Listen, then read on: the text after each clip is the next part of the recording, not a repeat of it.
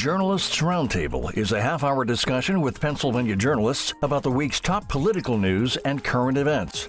Journalists Roundtable is a production of PCN, a nonprofit television network. Listeners like you make our programming possible. To learn more about PCN's mission and to support PCN with a donation, visit PCNTV.com. This link and others can be found in our show notes. We appreciate your support. Welcome to Journalist Roundtable. I'm Corey Clark. Joining us this week are from the Broad and Liberty, Todd Shepard, Chief Investigative Reporter, Meir Rinde, Investigative Reporter for Billy Penn at WHYY, and Pat Loeb from KYW Newsradio in Philadelphia. Pat, we'll start with you. We'll give all of you guys a chance to talk about your reporting on ICE, but you were at a recent protest sponsored by clergy versus ICE in Philadelphia. Yeah, pretty much. You know, it's interesting. We assume that there's more ICE activity in the city, but we don't really know. They don't advertise what they're doing, and it's hard to detect. But enough activists, immigration advocates, are convinced that they staged a week of action during Holy Week. It is a very heavily clergy bunch, as you mentioned. And one of the things they do is they hold vigils outside of the ICE office. This is something that actually happens weekly in Philadelphia. They do these vigils. But during the week of action, they blocked the driveway on 2 days, Monday and Friday. Monday, about 10 people got arrested. And on Friday, they were there, and there didn't seem to be any moves toward arresting them. And so they did a die-in. They laid down in the street in front of the driveway, and that did, in fact, get them arrested. And another 10 people, different 10 people. What is ICE activity like in Philadelphia? Or you say you really don't know? I don't. Mayor, do you have a better sense than I do? I talk to people all the time. I talk to people in law enforcement. It's very opaque, their activity. But because ICE has grown so much in the last year, I think there's an impression that activity here is stepping up. Nothing like the surges in, LA or Minneapolis, but just a feeling that more is going on. And Pat, the vigil you mentioned, there's a state senator involved with that as well, Art Haywood. They do this weekly. Yes, every Monday morning. And it's pretty low key. They say a prayer. One week they tried to deliver letters urging ICE agents to act with compassion. Sometimes they do a march, but it is a very low key but persistent action outside of the ICE office. And Mayor, you've been reporting on District Attorney Krasner. He started a coalition, interestingly named FAFO. What is that? I don't think I can say that on a family-friendly TV show, but it is, I guess you could say, F around and find out. And that's been his slogan for a long time now in reference to ICE and federal immigration activity and really federal, a whole range of federal and private sort of people who are hostile to on election issues and so forth. That's a phrase he uses. He says, come to Philadelphia. If you break the law while you're doing whatever activity it is, then we'll arrest you. That said, I don't think that the police or the DA's office have prosecuted anybody for those kinds of infractions. But it is his sort of constant refrain. He was just at the airport a few days ago, or I guess a week ago, during when the ICE officers came in to help out the TSA, and he had another press conference, talked about, we will arrest you if you break the law, FAFO, and so forth. But again, I don't think anything came of it. And just for our viewers, the family-friendly version that Mr. Krasner uses is fight against federal overreach.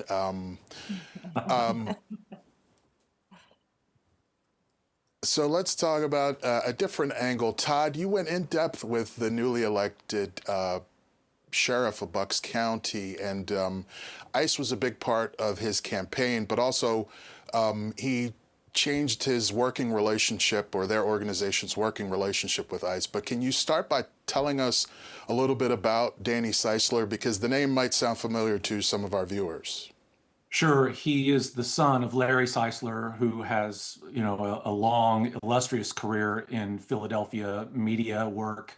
They do all kinds of media and public relations work, and sometimes they're directly hired by governments to do public relations work. Danny has a law degree. He's has military service, and I'll tell you, one of my key takeaways from the interview was it became pretty clear to me that Danny Seisler is ambitious. He'll be running for other things other than Bucks County Sheriff in the future, possibly even some statewide offices, 10 or 12 years from now. But I think it was great to have the opportunity to go in depth with him on this issue, because almost in a Krasner sense, Krasner, I think, understands that a lot of what the public is getting in terms of ICE coverage is they're just reading the headlines, or the headlines are sometimes impacting the public more than the story. And this was certainly an event where Sheriff Seisler, he undid a policy that had been instituted by his predecessor. And there are 3 or 4 ways that a sheriff's office can cooperate with ICE. And what his predecessor had done was engage in the most vigorous of those methods, where the sheriff's deputies are in fact empowered to actually go out into the community and make arrests of undocumented citizens. And so you can see why that would be controversial. But when he undid that, of course, the headline quickly became, "Sheriff ends cooperation with ICE." And, I don't know how many people have ever read these kinds of studies, but, for any news story that goes out into the public, there's a sizable, 30 or 40% who all they ever do is read the headline. And if you were among that group who just read the headline, you'd think, well, Sheriff Seisler stopped all cooperation with ICE. And he went in depth with us to explain that that wasn't the case. He really was stopping that one very aggressive program that, quite honestly, it even never really got off the ground, because it had only been invoked by his predecessor for about a year. And by the time all the training and all of the other mechanisms fell into place, it just never got off the ground. But still, he did. He still officially ended the program, but it wasn't a case where he was sort of declaring Bucks to be a sanctuary county, or that they were making some strong ideological statement by ending all cooperation with ICE. He said that absolutely was not the case. We'll stay on the eastern part of the state, I guess. Meir and Pat have been covering the Philadelphia's preparation for America250, the sesquicentennial. Pat, the city sort of concedes that it may not be as big of a tourist event as first expected, right? Yes, we got a surprisingly sobering prediction from a company called Tourism Economics that said there will be a bump in tourism this summer, but that follows a year of decline. So, it's not building. This will be a new kind of increase, but it won't be nearly what it might have been absent the challenges to travel right now, which include high gas prices, tariffs that are increasing prices overall, fears among international travelers of being detained or not permitted to enter the country after flying all the way here. And so while Tourism Economics does predict close to 3% increase in hotel stays. And they've noted that international bookings to Philadelphia International Airport for June, when the FIFA World Cup is here, they're up over last June, but it's not the kind of bonanza that a lot of people in the hospitality industry had been hoping for. And Meir, another side of this was you wrote about the improvements at Market East. What is Market East, and what's the significance of that area of the city? Yeah, Market East is the traditional shopping district. It was a big shopping district with big department stores, 100 years ago, 50 years ago. And those have all closed a long time ago. And that part of Market Street, basically between the historic area in Old City and City Hall, much of that stretch is sort of economically stagnant, lots of vacant buildings. They were talking about the 76ers were going to build an arena there, and then that plan fell through. And so the area is kind of in limbo, and there's been a lot of discussion.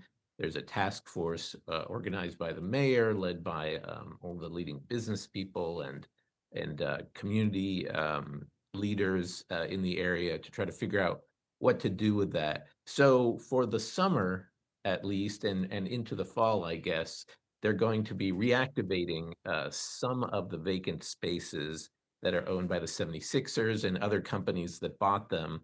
And they're going to have pop-up shops and other activities there. And the idea is to spruce up the neighborhood, to give people a reason to hang out there. And it is kind of a central crossroads in the city. They're relocating the bus station to be right there starting next month. And so a lot of visitors will be coming through that area this summer as on their way to World Cup games or going to other events to watch World Cup games and all the America250 stuff. So the idea is to bring it back to life at least a little bit for a few months. But then there's also long-term planning for how to reactivate those buildings long-term, or to do some major redevelopment, tear down buildings, build new mixed-use structures and perhaps entertainment venues, to really try to bring that central part of Philadelphia to life. So they're doing a little bit now, also dressing up some areas with murals and other things in order to make it more attractive for the next little while. Pat, what do you expect this summer? Because as Meir mentioned, there's lots of events going on. The Major League Baseball All-Star Game as well, including World Cup, things like that. How are they PGA preparing for Championship. that? Yeah, there's a lot Right, going at on. Aronimink. And I do think there will be a lot of visitors. I just think that they may be from the region, the southeastern Pennsylvania region, people coming in for the day, not the boost in tourism spending that you would have with, that you might expect from a FIFA, being a FIFA World Cup city. But there is going to be so much going on. It's not just the major sporting events, but there are going to be major concerts. There's all kinds of programming. They have these cute things, a scavenger hunt to find Liberty Bells that have been placed all over the city. There's going to be commercial corridor activations. They really are making it very welcoming to visitors in hopes that they'll come. And, as I said, I think they will. I just don't think they'll come from very far away. Todd, we'll give you a chance to talk about another one of your investigations, because you went in depth on and kind of broke some news on the Pennsylvania Gaming Commission. Talk about what you discovered there and the work environment at the PGC. Yeah, thanks, Corey. These are really two reports that I was able to complete this year. In January, I finished a report where two women employees, former employees of the Game Commission, basically said that when health problems surfaced there, that they were targeted and harassed out of office, out of their jobs. They had ample documentation to make a very strong, credible case, I thought, and they were more than willing to allow that documentation to be published, even though they asked to be anonymous. I can tell you that from the traffic we received on that story, it clearly touched a nerve, not just in the Game Commission, but with a lot of people that probably interface with the Game Commission, because it's probably been our best trafficked story this year. And that led to an avalanche of sources who came to me for a second story, where these were 7 former dispatchers. Keep in mind, the Game Commission has a law enforcement arm. You know, the game wardens are law enforcement officers. So they have a dispatch center. And 7 of these former dispatchers, all of them female, said that they worked in a very toxic environment that they described as a boys' club, where one of the frontline, first level supervisors routinely said sexist and misogynistic comments, acted in retaliatory ways. The documentation here, I think, was thinner, but in this case, the sourcing was much stronger. There were 7 of these dispatchers. 6 of them put their name on the record. And I can tell you the 7th one wanted to, but was just afraid that it would cause complications with that person's current employer. But the second one was, it was strong enough that the Game Commission had to, they said, we are relaunching an investigation into this. We heard these complaints in 2024, but you've raised some new issues to us. We're launching a new investigation, and we're suspending one of the employees for the length of the investigation. And obviously they sort of implied that punishment could go higher. So you've seen some results. Any idea where the investigation stands? Yeah, I haven't asked them yet. It's been about 2 weeks. I can tell you that so far, none of my sources have contacted me to say that, I don't think the Game Commission has reached out to any of them. And of course, as I just mentioned, their names, so it wouldn't exactly be hard to locate them. So it hasn't at least gotten that deep. I do know that there are other people in the Game Commission now who have spoken to me, and they've told me that they knew about some of these problems, even though they weren't in the dispatch center themselves. So I would hope that they're being in touch with the leadership to offer, some testimony or offer their thoughts. But so far, nothing along the lines of how far that's going. And quite honestly, I expect them to try to keep their communications on the investigation to a minimum, if I'm really honest about that. Well, let's shift gears to the budget. We talk a lot about the state budget on this show, and we might get there this week. But Meir, you've been reporting on the city budget in Philadelphia. Tell our viewers about the pothole squad and what the mayor is trying to do when it comes to new taxes to help fix up the streets. Yeah, she's proposed a roughly $7 billion budget, not a huge increase from the previous year, from the current fiscal year, and there aren't a lot of dramatic things in it compared to past years. But she is proposing a few new kinds of taxes or expansions of taxes, a lot of them on businesses that aren't necessarily based in Philadelphia. And so I wrote about a retail delivery tax she's proposing, which would add a quarter tax, 25-cent tax on most deliveries. For example, Amazon, Walmart, pets.com, all those kind of deliveries people get all the time. It would exclude food. So my understanding is that Grubhub, DoorDash, those kinds of companies wouldn't have to pay the tax. And medical supplies, baby supplies, but it's still starting to get some pushback.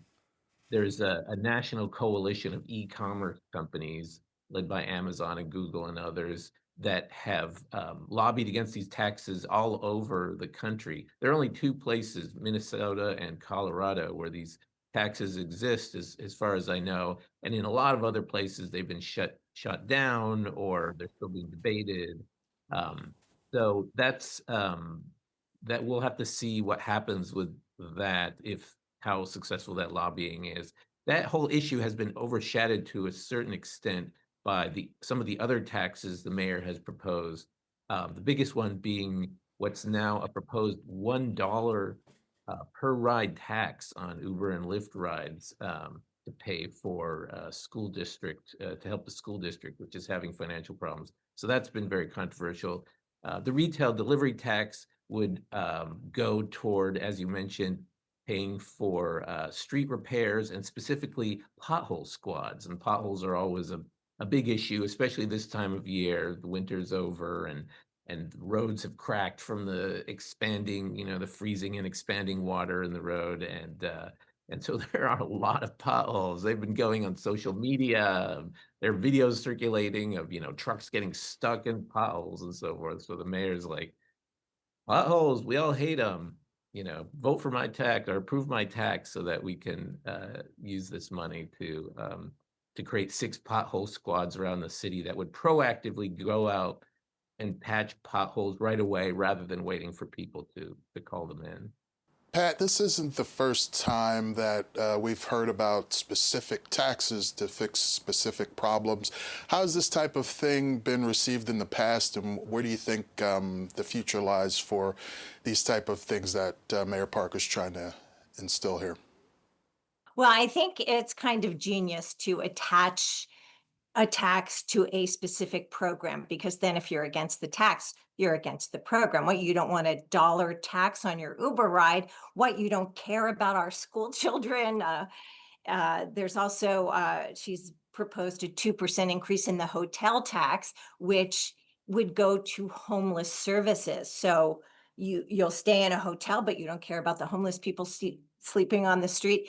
I think it is an amazing strategy. The first time I saw it used in Philadelphia was for the soda tax, tying the sweetened beverage tax that Mayor Kenny proposed to community schools and universal pre-K. There was less of a direct connection as there is between like delivery vehicles and potholes, right? That's a very direct connection. This was a little more abstract, but it got a lot of support from teachers, parents, child advocates, and it was a very tough tax. It had been tried before. It didn't pass, but this time it did. And one of the reasons was all the support it had from people who supported the programs that it was going to pay for.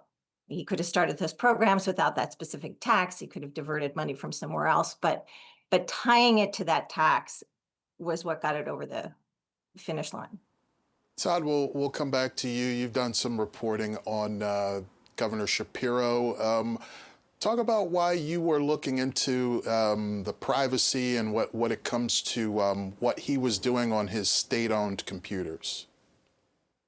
So if you'll indulge me in a quick moment of vanity, there was a story I broke last year that still had to do with part of the Mike Verb scandal. Another reporter from the Pittsburgh Post-Gazette asked him about this, and the governor said, well, I didn't read the story. And at that moment, I just kind of got the curiosity bug in my mind, and then I didn't get around to it until later this year, where I filed a right to know request, and I asked for the browser history for Governor Shapiro. Now, I want to be very clear here. I didn't say that the governor doesn't use the internet or that he doesn't surf the internet, because if you're scrolling through Instagram, if you're using the app, you're certainly using the internet. But the response that I got from the governor's office was, they said the governor does not browse the internet with an internet browser like almost everybody I know does with a Firefox or Safari or Chrome or something like that. They said he does not, has never browsed the internet with a browser like this, which I thought to be a remarkable categorical claim. I mean, something that unique in this day and age doesn't happen by accident. And so, we asked for some sort of explanation. And in particular, is this some sort of strategy to avoid creating records? And of course, the governor's office declined to comment. That is, I won the appeal with the Office of Open Records, but all they did was command the governor's office to do another search because they said the first search was insufficient. So we'll see how that plays out. This feels like an instance where I may be, in order to actually see this through to the end, I may have to take this to court. Interesting. Meir, tell us about the move by a councilman to change the ballot rules in Philadelphia, because Philadelphia has a rule where you have to resign if you run for any office citywide. You have to resign your current seat. Why would he try to change that in this current environment? Yeah, if in the charter, in the city charter, elected officials and in fact any employee of the city has to resign if they want to run for almost any office, including state offices. And there have been efforts to change it over the years, but nothing has worked. Voters have rejected charter changes. So Council Member Isaiah Thomas proposed a sort of more modest change, which would allow elected officials to run for for federal or state offices, I believe it was, without having to quit their jobs first. And he got this going. He had a bill out. There was some, the usual argument over whether this was needed and whether it was beneficial. The council was going to have to vote to essentially put it on the ballot for people to vote on this fall during the election. And then he just pulled it. I think they just took the vote this week to withdraw it. He said that I think essentially there wasn't a lot of support for it. People still like having that kind of, it's seen as an ethics protection for elected officials, that they don't sort of abuse their current position to benefit them as they run for another position. So he withdrew it. And so that's like probably strike 4 over the past few decades of trying to change that law. And Pat, we've seen in the city, we've seen the same name on the ballot for multiple offices in the past, but it sort of introduces some possible issues there, right? Well, the Board of Ethics had a problem with the bill because it questioned how, if someone was running to keep their council seat and running for, say, a state Senate seat, how would they keep their campaign contributions separate? And there are very strict rules about campaign financing in Philadelphia, much stricter than many other places. So that was one of the objections. The other thing is most people resign a city council seat to run for mayor. And so the Committee of 70, the local watchdog group, said, well, okay, if you're going to get rid of this rule that you don't have to resign your city council seat to run for something else, then you also have to have term limits. That should be the trade-off, because that is one way you get turnover in city councils, when people leave to run for mayor. And I don't think any city council person was for term limits. So that was one of the reasons it died. All right, well, we're going to leave it right there. I'd like to thank our guests, Todd Shepard, Meir Rinde, and Pat Loeb, for joining us. And thank you for joining us in Journalist Roundtable. I'm Corey Clark. Good night. Full episodes of politics and policy content like the program you just listened to are available to stream with the PCN Select app. Discover other shows like The Capitol Preview, On the Issues, candidate interviews, and more. To learn more about PCN's mission and to support PCN with a donation, visit PCNTV.com. This link and others can be found in our show notes. We appreciate your support.